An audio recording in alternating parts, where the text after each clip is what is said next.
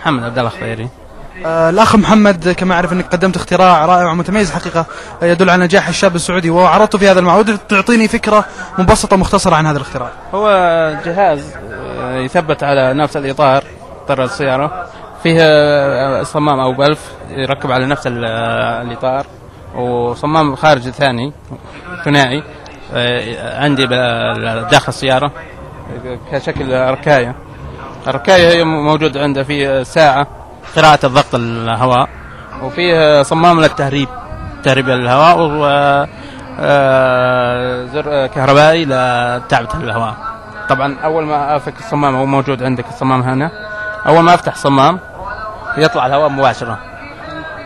حالة أول ما أسكر عليه الصمام يعطيني قراءة للضغط الهواء، أن الهواء انخفض إلى تقريبا 5 أو 10.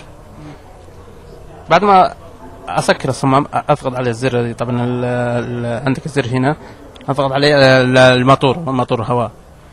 فأنا خليته مختصر، عندي زر بس، عندي زر، وأول ما أضغط عليه على طول يعبي الهواء يرجع. يعني زر للتعبئة هو صمام للتفريغ، وعندي ساعة لقراءة الضغط الهواء.